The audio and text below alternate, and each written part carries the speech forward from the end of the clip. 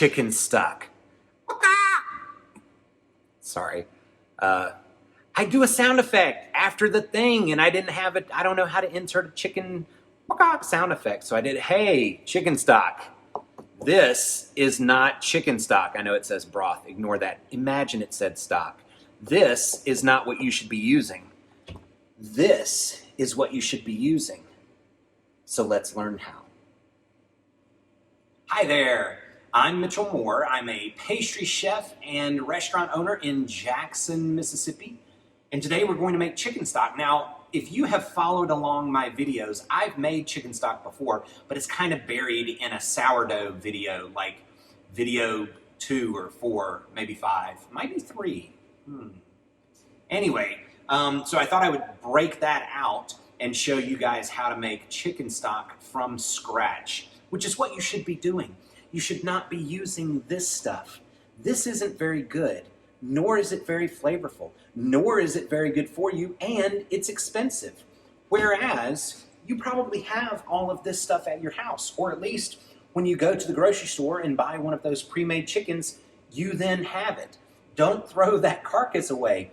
Wrap it up, put it in the freezer if you're not going to make chicken stock. But then, eventually, make chicken stock. To tell you about all of these ingredients, I have actually asked an assistant to come by.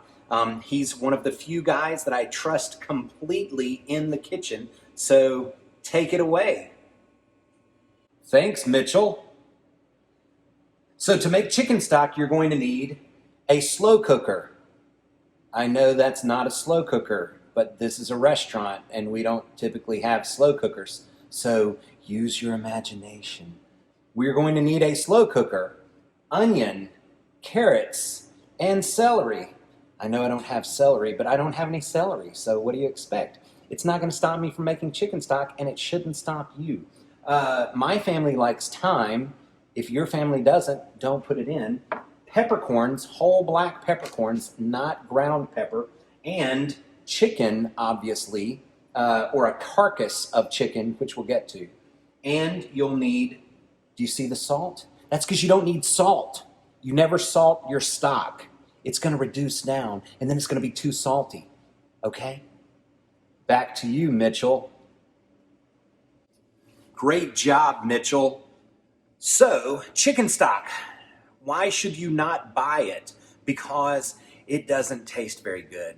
And if you make it, it tastes better. And it's cheaper, and it's better for your family. And you can control everything like salt and flavors and thyme and whatnot. And then you can just freeze it or refrigerate it. So you're going to take your slow cooker, and you're going to put your carcass in there. So I've picked all of the meat off of the carcass. We're going to use that later, as you would use it at home. But for right now, the carcass goes into your slow cooker. And then an onion. Now, the onion needs to be very finely diced, or even minced if you can. So to mince an onion, kidding, you're not mincing anything here, you're just making chicken stock. Same thing with your petite carrots. We are going to put them in. If I had celery, I would put that in as well, but I don't have celery. But I'm not going to let that stop me. Whole black peppercorns. Don't use ground black pepper. If you use whole black peppercorns, it's more like, it treats it more like a tea, and so it extracts flavor from it. If you use cracked, it's just too much, and it'll impart a not a good flavor. And then thyme, like I said, my family likes thyme in our chicken stock. And last but not least, the water. You just want to put enough in to cover the carcass. And then that's that. So I'll show it to you right here. It's pretty, pretty simple. I don't know that you can get any easier than that as far as making something that's going to taste this good and that you can use in so many different ways. We will leave this in our slow cooker for probably 8 hours on low so that it can just reduce and pull all of that gelatin out of those bones. And you're going to end up with, I think the best word for it is unctuous. You're going to end up with this unctuous, silky, gelatinous, beautiful chicken stock. And then you pull all of this out. Don't pour the chicken stock out. People have done that. Just pull all of the carcass and the vegetables and everything out. You can run it through a strainer, but make sure you're putting it into something and then put it into jars, Tupperware, whatever. Freeze some of it, put some in your refrigerator to use the next day. So off of one chicken, you could get 3 meals easily. And that's what this is all about, right? Learning to feed your family during a worldwide pandemic. And there you have it. After a mere 8 hours, which I sleep through anyway. I mean, I didn't sleep up here. I mean, at home, I put it in the slow cooker at night. I go to bed. I wake up the next morning. Boom. Delicious, beautiful, flavorful, incredible homemade chicken stock that didn't cost me anything. I had all of that stuff anyway. So why not use it and make this? This is so superior to what you can purchase. It's better for you. It doesn't have salt in it, remember, so you can control the amount of salt. It doesn't have salt because if you put salt in stock, when you concentrate it down, that salt flavor concentrates, and then your stock will be oversalted. So never salt stock.